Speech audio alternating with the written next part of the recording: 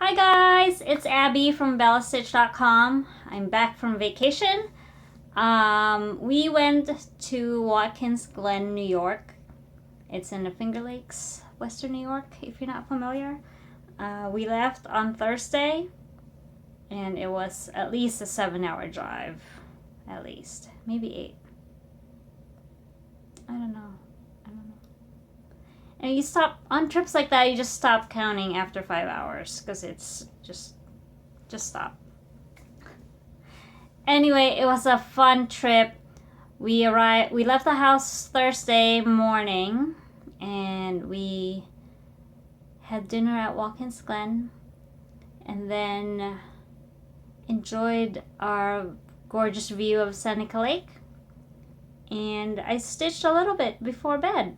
I brought 5 projects with me, and I decided to work on the simplest one, which was Aventail. I think this is start number 6, 7, 8, 9, I don't know. It's a new start for Stitch Mania, right? Oh, where's the light? Okay. It's a new start for Stitch Mania, and on my previous video, I said that it was done on 28 count, but I don't think this is 28 count. I think this is 32 count Mocha. And I'm using 1 strand over 2 of Dragon Opal by HDF. 1 strand. It looks so nice with 1 strand. Anyway, the colors on this is so pretty. They're so pretty. The plan for this was to finish it, mount it on a box to give to Aunt Mim. And this is the box that I'm going to put it on. What I think I'm going to do, because of course I never plan ahead, because this is going to be much too big to be mounted on this. So what I decided was I'm going to follow Vonna, the Twisted Stitchers tutorial for the flat fold, but instead of making a flat fold, I'm going to mount a backing fabric and my stitch piece on this box.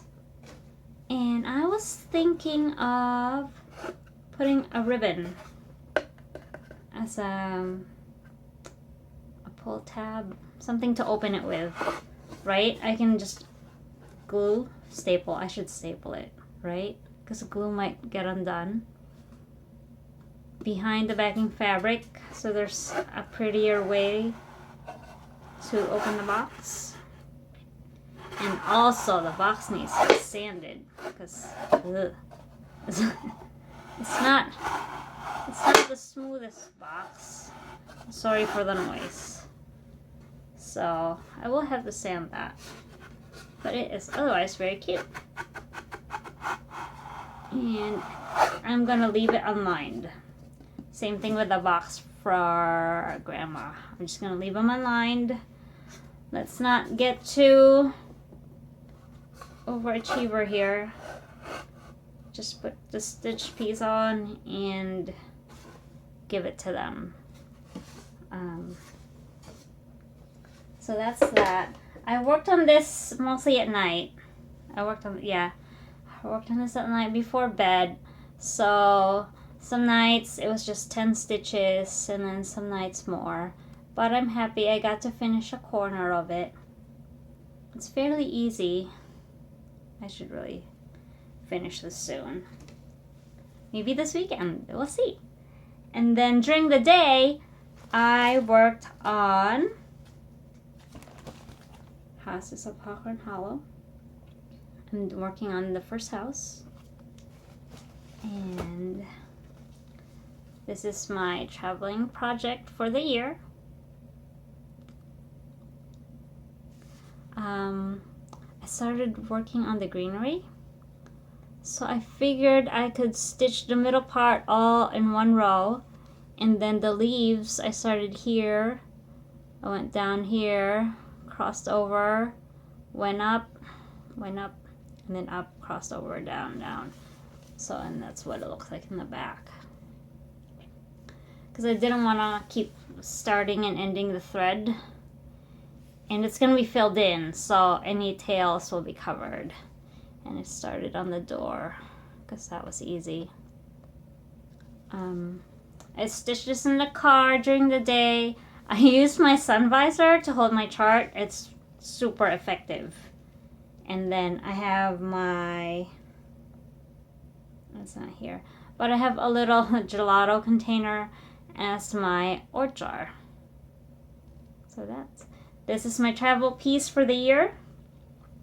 This design was in New Hampshire Motor Speedway last month, and then next month it will be at Palmer.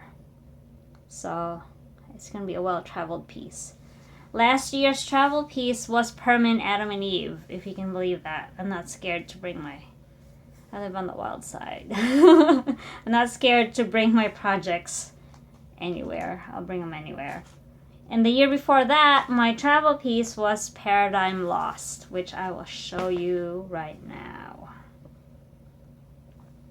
This is done on 35 count. I think it's 35, or is it 30? Someone help. HDF linen. What was it, 35 or 30 count? It's one of those odd ones. It definitely was not 32 and definitely was not 36. But, okay, so HDF linen.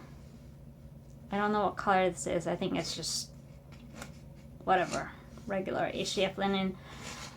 I used both regular and premium of, well, when I bought it, it was called Purple Purple, but I think it was changed, the name was changed to Old Maid of the Aubergine. I used that. Anyway, I'll link it in the description. I can't link it. I will put in the description below the numbers used to make this die.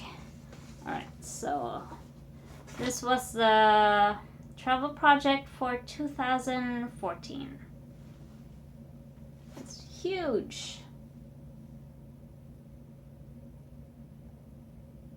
This was also at New Hampshire Speedway. I think I brought it to Thompson.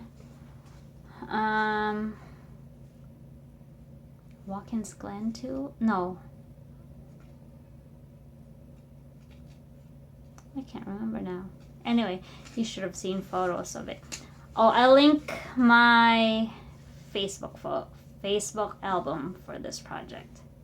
But yeah. Oh, and thank you to Booma for sending me floss to finish this. If it wasn't for her, this motif over here never would have been finished because I ran out of premium. And she sent me some so I could finish it. So thanks, Booma. So that's my old project revisited for this episode. And then I wanted to show you guys my stitching bag. So when I travel, I bring this gigantic bag filled with 5 projects for 4-day trips. Ta-da! It's a weekend bag from Hello Kitty by Tokidoki. Isn't that awesome? Isn't it so cute? I love it. My husband got it for me for Christmas. And it's huge. I can easily bring 10 projects. I use this for show and tell at Celebration. So that was fun. So my trip was awesome. Like I said, we arrived Thursday. On Friday, I stitched a little bit in the morning. And then that afternoon, we went to Corning Museum of Glass. And if you've never been, go now. Go. Photos flashing. It was beautiful. We went there last year. I wanted to go again this year because there's a new exhibit. And it's just so pretty. It's so pretty over there. And my kids love it. My kids are constantly bored, but they love that place. And I also bought this guy. Oops, sorry. There are no stitchy things at the Corning Museum of Glass. But they have cute little guys like this. So I got him. He's adorable. So, yeah. That was my shopping splurge at Corning. And I also went shopping on, when was that? Oh, on Monday. On Monday, I went to an L&S, an actual store, a real store with people that you talk to and things you can touch and see. And then I went to another store and I spent more money there. And then on Tuesday, on our way home, we kind of got lost. Well, we didn't get lost. We went on a detour and I found another store and I went shopping some more. So, and now I'm broke. So there will be no more shopping in the near future.